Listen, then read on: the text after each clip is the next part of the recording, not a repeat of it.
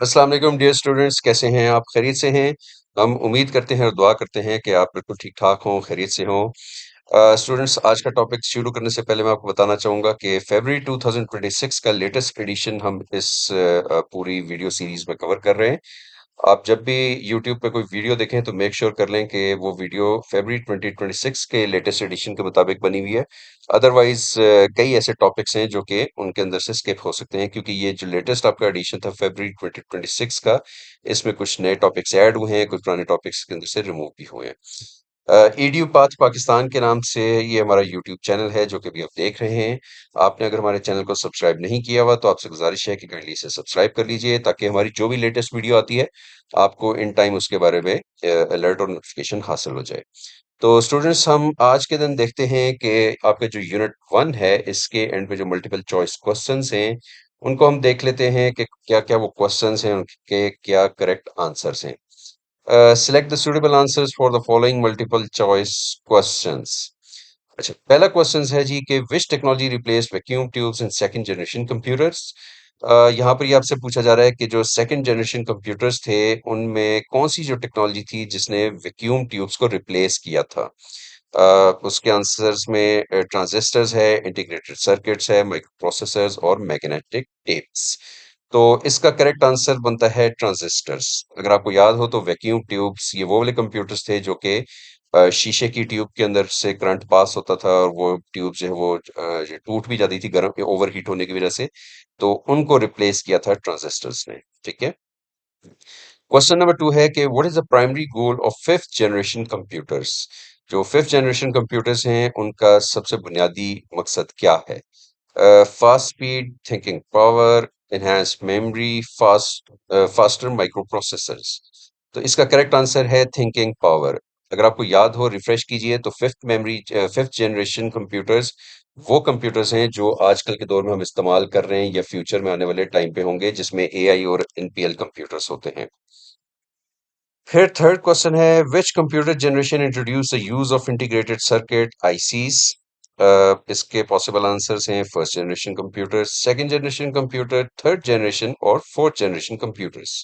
सो इसका correct answer है third generation computers. अगर आपको याद हो तो सेकंड जनरेशन कंप्यूटर्स के अंदर जो ट्रांजिस्टर्स थे ये इनोवेट हुए थे, और ये थर्ड जनरेशन के अंदर जाके इंटीग्रेटेड सर्किट्स में कन्वर्ट हुए थे, जिसमें एक बेस के ऊपर डिफरेंट ट्रांजिस्टर्स एक साथ कनेक्टेड होते हैं।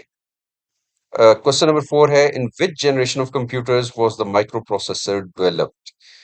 ये पूछा जा रहा है कि कंप्यूटर्स की वो कौन सी जनरेशन है जिसमें माइक्रो प्रोसेसर्स जो है वो डेवलप हुए थे। First generation, second generation, third generation और फोर्थ जनरेशन। सो इसका करेक्ट आंसर बनता है जी फोर्थ जनरेशन। अगर आपको याद हो तो इंटीग्रेटेड सर्किट से जब इनोवेट हुआ था कंप्यूटर, तो माइक्रो प्रोसेसर डेवलप हुए थे जो कि एक मदरबोर्ड के ऊपर एक छोटी सी चिप इस टाइप का माइक्रो प्रोसेसर जो है वो इंस्टॉल होता है, और इसको ब्रेन ऑफ कंप्यूटर भी बोला जाता है। फिर ये कह रहा है कि जी what is the function of motherboard in a computer system. To store and retrieve data permanently, to connect and integrate all hardware components, to perform mathematical calculations, to display output on a monitor. ये पूछ रहा है कि motherboard जो है ये computer system के अंदर क्या काम करता है, इसका कौन सा फंक्शन ये परफॉर्म करता है। तो इसका करेक्ट आंसर बनता है to connect and integrate all hardware components. अगर आपको याद हो तो मदरबोर्ड जो एक वो ग्रीन कलर का या ब्लैक कलर का एक बड़ा सा जो वो बोर्ड होता है, जिसके ऊपर कंप्यूटर के सारे हार्डवेयर कंपोनेंट्स कनेक्ट होते हैं, जिसके अंदर आपके मुख्तलिफ कार्ड्स होते हैं, जिसके अंदर आपकी रैम है, जिसके अंदर आपका सीपीयू है, आपका प्रोसेसर है, आपके जितने भी स्टोरेज मेमोरीज होती हैं वो इसके ऊपर होती हैं, रोम भी इसके ऊपर होती है। जो एक्सटेंड करने के लिए डिफरेंट स्लॉट्स होती हैं वो भी आपके मदरबोर्ड के अंदर ही होती हैं। फिर इसका नेक्स्ट क्वेश्चन बनता है जी कि क्वेश्चन नंबर 6 है which component of microprocessor controls the decision making process। ये पूछा जा रहा है कि माइक्रो प्रोसेसर के अंदर वो कौन सा कंपोनेंट होता है जो कि आपकी डिसीजन मेकिंग प्रोसेसेस को कंट्रोल करता है। इसमें एएलयू आ जाता है, अरिथमेटिक लॉजिक यूनिट, फिर कंट्रोल यूनिट आता है, फिर मेमोरी यूनिट है, फिर रजिस्टर्स आते हैं। तो इसका करेक्ट आंसर है कंट्रोल यूनिट। ठीक है। फिर क्वेश्चन नंबर 7 आता है, which type of memory retains data even when the computer is turned off? RAM, ROM, cache और रजिस्टर्स। सो इसका करेक्ट आंसर बनता है रोम। अगर आपको याद हो, मैंने आपको बताया था कि रोम जो होता है इसके अंदर कंप्यूटर की बायोस होती है, और ये मैंने आपको दिखाया भी था कि मदरबोर्ड के ऊपर किस तरीके से जो है वो रोम नजर आती है। जस्ट लाइक आपके जो ये इंटीग्रेटेड सर्किट्स होते हैं, उनकी तरह रोम नजर आती है, जो कि खुद एक इंटीग्रेटेड सर्किट होता है। और इसके अंदर जितनी भी मेमोरी होती है, कंप्यूटर ऑफ भी हो जाए तो ये मेमोरी इसके अंदर सेव रहती है, क्योंकि ये कंप्यूटर को ऑन करने और चलाने में एक अहम किरदार अदा करती है। फिर क्वेश्चन नंबर 8 हम देख लेते हैं, what is the main purpose of cache memory? Cache memory का मेन पर्पस क्या होता है? Store program instructions, provide high speed storage, control input output devices, perform arithmetic operations. So इसका करेक्ट आंसर बनता है जी, प्रोवाइड हाई स्पीड स्टोरेज। अगर आपको याद हो तो मैंने आपको बताया था कि कैशे मेमोरी जो होती है ये कंप्यूटर के जो प्रोसेसर में जो माइक्रो प्रोसेसर है उसके बड़े करीब होती है, और ये इंफॉर्मेशन को अपने पास स्टोर करती रहती है, और आपके प्रोसेसर को जब वो इंफॉर्मेशन चाहिए होती है तो वो बजाय कि उस इंफॉर्मेशन को दोबारा से शुरू से प्रोसेस करे, वो कैशे मेमोरी से डायरेक्ट इस इंफॉर्मेशन को रिट्रीव करता है, और उसकी वजह से उसकी जो परफॉर्मेंस होती है वो बहुत एफिशिएंट होती है। फिर क्वेश्चन नंबर 9 है, what is the smallest unit of memory in a digital computer? Kilobyte, bit, byte और मेगाबाइट। तो इसका करेक्ट आंसर बनता है बिट। ठीक है। डिजिटल कंप्यूटर के अंदर जो मेमोरी का सबसे स्मॉलेस्ट यूनिट होता है उसे हम बिट कहते हैं, और जो प्रोसेसिंग का डिजिटल कंप्यूटर के अंदर जो मेमोरी प्रोसेसिंग का जो सबसे स्मॉलेस्ट यूनिट होता है उसे हम बाइट कहते हैं। फिर क्वेश्चन नंबर 10 आ जाता है, which memory type uses laser beams to read and write data? RAM, optical memory, cache memory और रोम। ये यहाँ पर हमसे पूछा जा रहा है कि वो मेमोरी टाइप्स के अंदर वो कौन सी ऐसी टाइप है जो कि डेटा को रीड और राइट करने के लिए लेजर बीम का इस्तेमाल करती है? रैम है, ऑप्टिकल मेमोरी है, कैशे मेमोरी है या रोम है? तो इसका करेक्ट आंसर है जी ऑप्टिकल मेमोरी। अगर आपने देखा हो सीडी, डीवीडी, ब्लूरे डीवीडीज होती हैं, उनके अंदर जो है वो डेटा को रीड और राइट करने के लिए लेजर बीम्स होती हैं, जो कि सीडीज के ट्रैक्स जो होते हैं ना, जो गोल्ड ट्रैक्स होते हैं, उनके अंदर जो डेटा सेव होता है उनको रीड करता है। फिर क्वेश्चन नंबर 11 है, what is the primary function of the buses in a computers memory system? Computer के मेमोरी सिस्टम के अंदर जो बसेस होती हैं उनका बुनियादी काम क्या होता है? Control memory operations, display graphics, transmit data between components, perform arithmetic operations.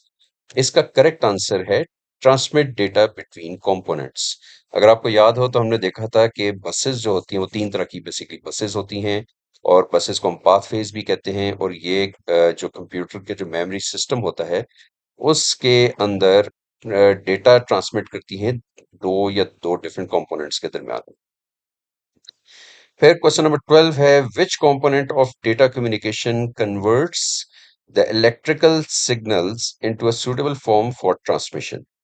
अच्छा, यहाँ पर ये पूछा जा रहा है कि डेटा कम्युनिकेशन का वो कौन सा कंपोनेंट होता है जो कि इलेक्ट्रिकल सिग्नल्स को एक ऐसी फॉर्म ऑफ ट्रांसमिशन में कन्वर्ट करता है जो कि सारों के लिए सूटेबल होती है। उसका जो उसके ऑप्शंस हैं उसमें है मैसेज, मीडियम, प्रोटोकॉल और सेंडर। तो इसका करेक्ट आंसर है जी सेंडर। ठीक है। फिर क्वेश्चन नंबर 13 है, what is the primary function of the presentation layer in the OSI model? यहाँ पर ये पूछा जा रहा है कि जो ओएसआई मॉडल होता है उसके अंदर जो प्रेजेंटेशन लेयर है उसका बुनियादी काम क्या होता है?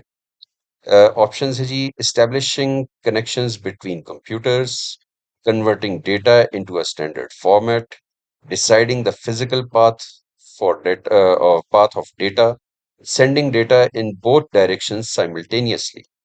तो इसका जवाब है जी converting data into standard format. अगर आपको याद हो, इंटरनेशनल स्टैंडर्ड ऑर्गेनाइजेशन ने जो ओएसआई मॉडल बनाया था 1970s में, उसके अंदर जो प्रेजेंटेशन लेयर होती है इसका काम ये होता है कि ये डेटा को एक स्टैंडर्ड फॉर्मेट में कन्वर्ट करे, ताकि दो कंप्यूटर्स जो कि डिफरेंट प्रोटोकॉल्स पे काम कर रहे हैं वो इस स्टैंडर्डाइज फॉर्मेट के मुताबिक जो डेटा है उसको रीड कर सकें और अंडरस्टैंड कर सकें।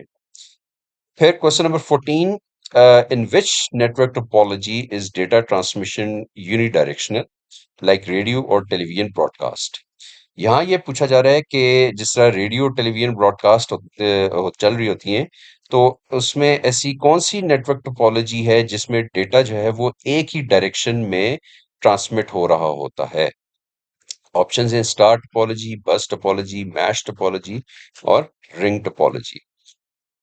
इसका करेक्ट आंसर है जी बस टोपोलॉजी। अगर आपको याद हो तो बस टोपोलॉजी में हमने देखा था कि एक लाइन है, उसी लाइन के अंदर डिफरेंट कंप्यूटर्स एक दूसरे के साथ कनेक्टेड हैं और डेटा एक ही डायरेक्शन में ट्रांसमिट हो रहा है। और हमने ये भी देखा था कि अगर बस टोपोलॉजी में कहीं पर लाइन डिस्कनेक्ट हो जाती है तो पूरे का पूरा नेटवर्क जो है वो बैठ जाता है, काम करना छोड़ देता है। यहीं पर आप देख रहे होंगे कि एक ऑप्शन यहाँ पर ऑप्शन आ रहा है मैश टोपोलॉजी का। तो कि ये आपके चैप्टर का या आपके कोर्स का पार्ट तो नहीं है। फिर भी आप एक काम कीजिएगा कि नेटवर्क आप इंटरनेट पे जाइएगा और सर्च कीजिएगा मैश्ड टोपोलॉजी क्या होती है और उसको आप एक लाजमी देखिएगा। लास्ट क्वेश्चन है जी कि which network architecture requires each computer to act as either a server और a client but not both simultaneously. यहाँ पर ये पूछा जा रहा है कि नेटवर्क आर्किटेक्चर की वो कौन सी टाइप होती है जिसमें कंप्यूटर जो है वो एज अ सर्वर भी काम कर रहा होता है, एज अ क्लाइंट भी काम कर रहा होता है, बट दोनों क्लाइंट या सर्वर एक ही वक्त में वो काम नहीं करता। यानी कि वो एक ही वक्त में क्लाइंट और सर्वर का काम नहीं करता, बट वो क्लाइंट और सर्वर का वैसे काम कर रहा होता है एक नेटवर्क के अंदर। ऑप्शंस है जी client server network, peer to peer network, metropolitan area network, wide area network. तो इसका करेक्ट आंसर है पीयर टू पीयर नेटवर्क। अगर आपको याद हो तो हमने ये देखा था कि पीयर टू पीयर नेटवर्क के अंदर जो कंप्यूटर्स एक दूसरे के साथ आपस में कनेक्टेड थे थ्रू स्विच, उन कंप्यूटर्स के अंदर अगर आपको याद हो तो हमने देखा था कि वो कंप्यूटर्स जो है वो एज अ क्लाइंट भी काम कर रहे थे और एज अ सर्वर भी काम कर रहे थे। ठीक है, हर कंप्यूटर क्लाइंट भी था और हर कंप्यूटर सर्वर भी था। मगर यहाँ पर देखने की और समझने की चीज ये है कि ये जो कंप्यूटर्स क्लाइंट और सर्वर का काम कर रहे थे, ये एक ही वक्त में क्लाइंट और सर्वर दोनों एक साथ नहीं हो सकते। एक कंप्यूटर है वो एक वक्त में जो भी इंस्ट्रक्शंस कर रहा है या तो वो क्लाइंट क्लाइंट होगा या फिर वो सर्वर होगा। ऐसा नहीं हो सकता कि एक ही वक्त में जो इंस्ट्रक्शंस हैं उसमें वो क्लाइंट भी है और सर्वर भी है। वो दोनों एक्शंस परफॉर्म तो कर सकता है बट वो अलग अलग कर सकता है।